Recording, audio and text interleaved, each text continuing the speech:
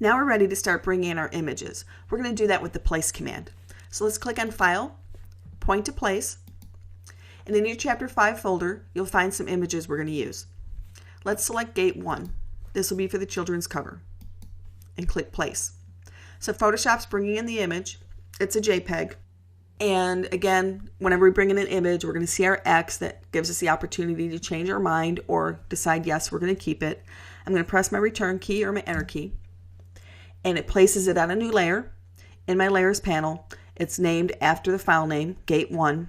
And you can see here that it is a smart object and it's referencing the original file because of that little thumbnail. So I'm going to go ahead and rasterize the layer by right-clicking on the name of the layer and choosing Rasterize Layer. So I'm embedding my image of the gate into my picture. Okay, let's go ahead and get our next image. Again, File, Place, and let's choose Vine 1. Here's the vine that we're going to use that's going to cover the top of our door and kind of hide it a little bit. So I'm going to click Enter or Return to commit to it. And again, I want to rasterize this as well. So I'm going to right click on the name of the layer and choose Rasterize Layer. And we'll come back to that in a little bit.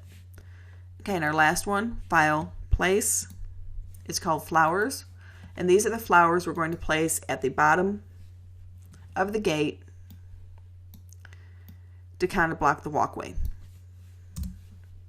Okay, so these are my 3 images that we're going to work with. Again, let's rasterize the layer for flowers. The names all seem to make sense. We've got Gate 1, Vine 1, and Flowers, and those again are named after the file name that we used to place. Now we've got them all rasterized, and you can also see that the Vine 1 and the Flowers, if you look in the Layers panel, you'll see that they're on a transparent background. So the pictures have already been extracted from their backgrounds. And if you noticed when we were placing them, they were actually Photoshop documents. So if you wanted to go in there and look at the original image and maybe clean it up differently, you're more than welcome to do so. Okay, let's start with the Vine 1 layer.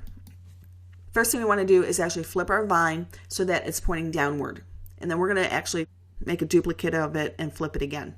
So let's choose Edit, Transform, Flip Vertical, and we'll move it towards the top. Now remember, our guides are the edges of our paper where the paper will actually be trimmed down to.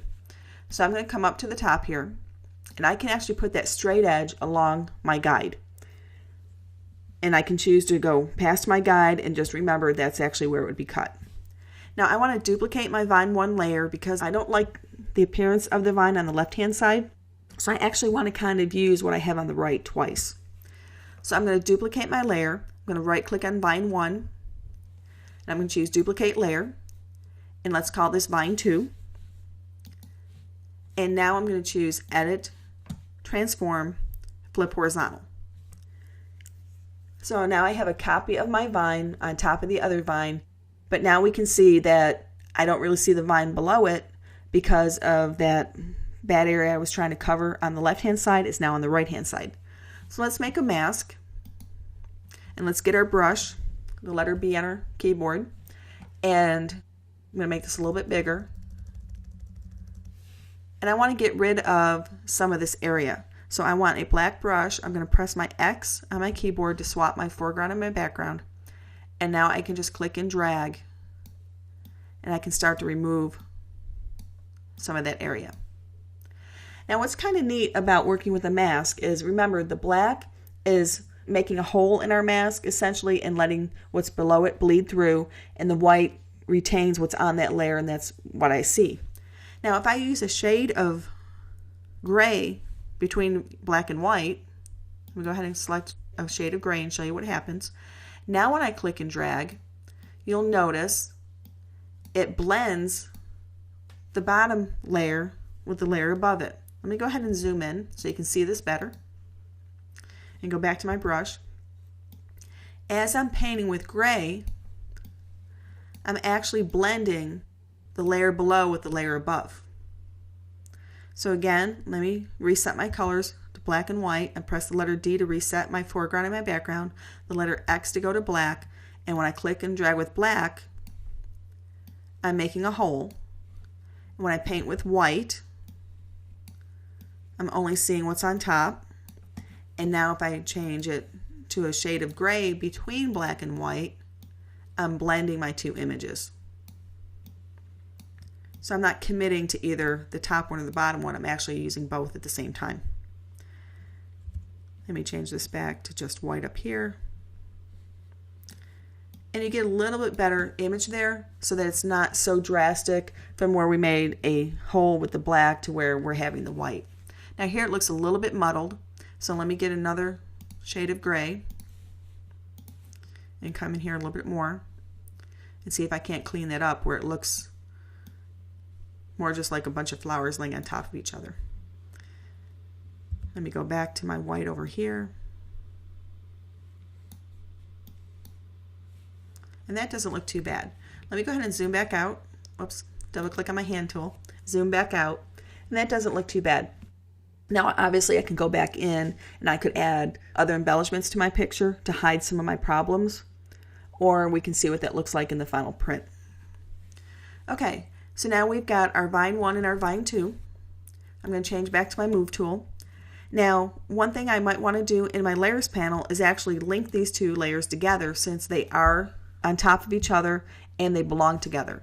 So what I can do is select both the Vine 1 and the Vine 2 layers, click on the panel menu for layers, and what I can do is choose to link these layers. So what that does is we see the little chain link come up here on this panel. Now if I were to select one of the layers, both layers will move together. And I don't have to worry about them coming apart or clicking one and then having to adjust the other one. Okay, let's take a look at the flowers layer. The flowers, I'm going to go ahead and bring those down a little bit. And I want it blocking the door some to create some composition and perspective with my image. But I don't want it too high because of my angle.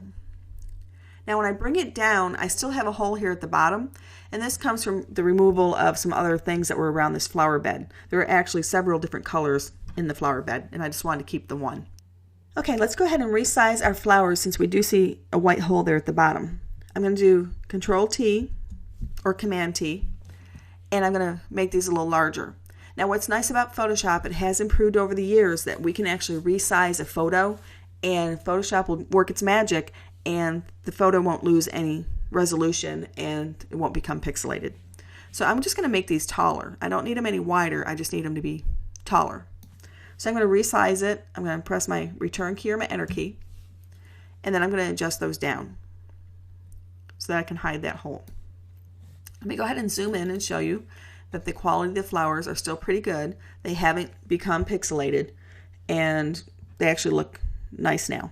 And now because I've also zoomed in, we can see that the hole is below our cut line.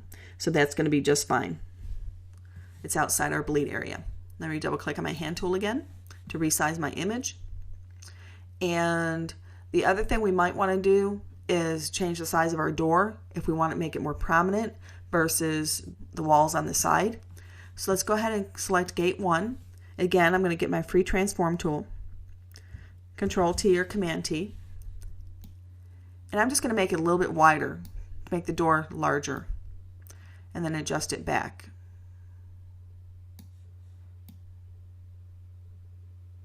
And maybe take it up a little bit, a little bit taller, so that our vines are going over the top of the door.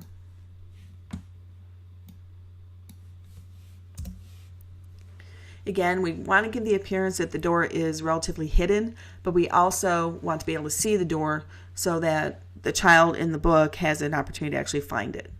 And now we're ready to actually move on to adding our title and our author's name.